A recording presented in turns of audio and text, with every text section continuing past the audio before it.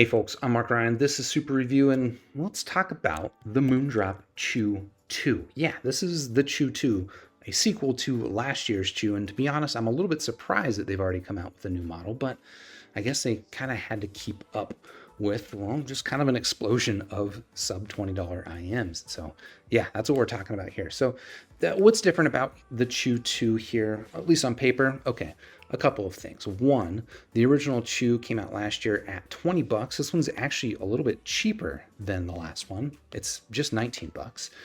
But two, I think this is the biggest, most significant difference, at least for me and for a lot of people, is that the Chu 2 actually has a replaceable cable, whereas the original one came on a fixed cable, which was honestly a pretty awful cable. The Chu 2 is coming on this swappable 2-pin connector cable, so you can swap out your cable, put it on something nicer you like, if you like, or if you break your cable you can replace it, whatever. This is mostly nice just because, again, how bad the cable was on the original Chu. They've also made some changes to the sound, which we will talk about in a little bit, but let's dive in a little bit deeper on the physical form factor stuff here. The shells are the same, as far as I can tell, the same metal shell as the original Chu, and for me that's actually a good thing. One, it's fairly rare to get an all-metal build in an IM at this price point. Again, 19 bucks. Getting this nice metal shell, that's actually pretty nice. Hear that? Oh yeah, that's the metal tink.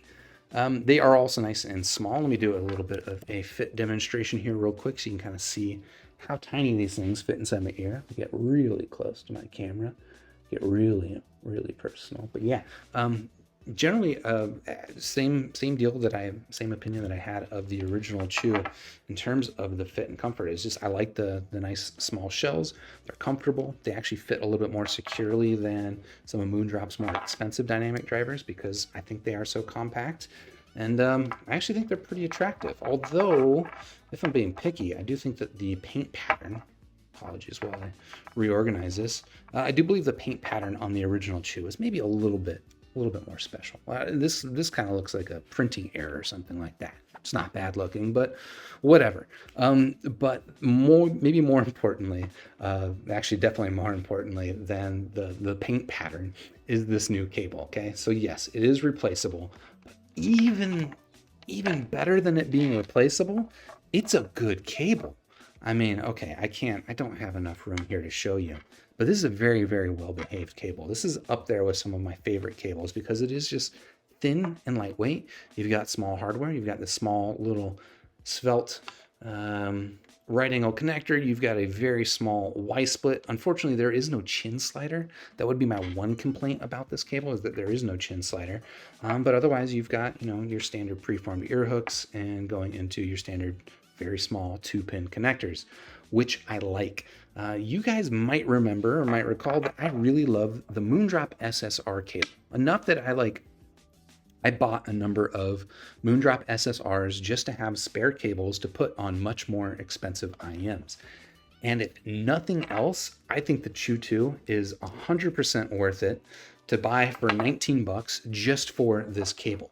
Okay? I'm not kidding. Like, it's maybe not going to be the best fit for a heavy IM, right? So like I have the Moondrop Starfield 2 in, not the studio, in this place for review.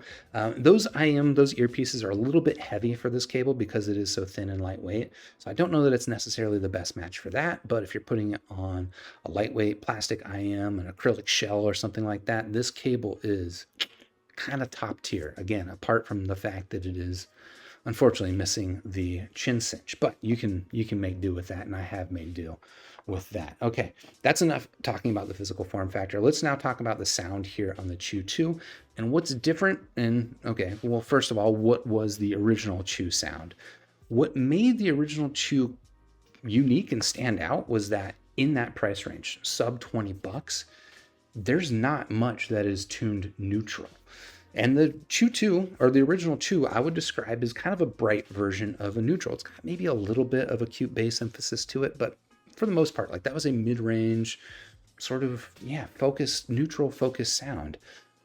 Whereas most of the budget stuff is pretty V-shaped and bass-oriented. Now here with the Chu 2, well, it's now much more typical and V-shaped and bass oriented, which is not necessarily a bad thing, not necessarily a great thing. But yeah, let's pull this up real quick. This is a frequency response of the Moondrop Chu 2. And okay, actually, you know, let's also pull in the frequency response of the original Chu, so we have that for comparison. So here we've got the Chu 2 in red and the original Chu in blue. And here's where you can kind of see a pretty significant difference in the amount of low end here in the Chu. So yeah, the original Chu, you know, this is following my neutral target fairly well. Maybe a little bit thin here in the mid-range, and then also a little bit bright here in the kind of the lower to mid treble region.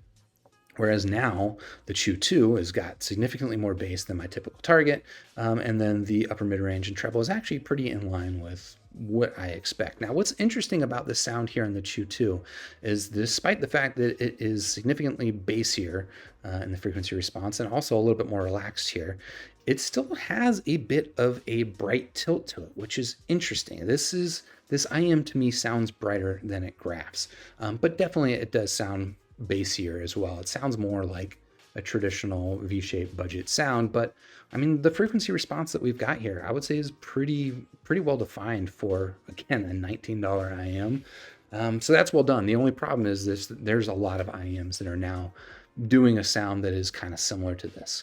Let's see, what else could I say about the sound? I mean, I would say that this sound is going to appeal. I'm going to pull this back up. This sound is going to appeal to more people, I think, than the original Chu, but it's definitely, it's less unique. It's less kind of has its own distinct standout reason for being versus the original Chu. I also think the technical performance in this thing is just pretty meh, and maybe that should be expected at a $19 price range. Again, I don't have access to all my normal $19 IEMs, so I'm having to use my memory, my audible memory for these comparisons, but it does sound a little low res versus something like the 7Hz Zero. I feel like the 7Hz Zero doesn't quite have that same problem, but I don't know, it's to a large degree it's being picky because, again, this is a well-tuned $19 IM that has fantastic form factor. To be honest, I would say the sound on this thing is, given what had come out over the past year or so in this price range, I would say the sound here in the Chu 2 is average. It is typical. It is fine. The physical form factor, however, I would say is excellent for the price range. And because of that, I'd say, you know, that's good enough for 4 stars for me. If you want to check it out, I've got it linked down below. Shout out to Shenzhen Audio for sending this in for review, by the way. And while you're down there, if you found this video helpful, you liked it, please do hit the like button, subscribe to the channel, ding the YouTube bell, and I'll catch you on the next super review. Unless, oh wait, no. If you're here live, there is no live. Join me on Discord if you want to carry on the conversation. I've got that also linked in the description. I'm not going to be doing live streams for still probably another month and a half or maybe 2 months or so. So Discord is the only way to get in touch with me for now. But yeah, stay tuned and I'll catch you on the next super review. Cheers.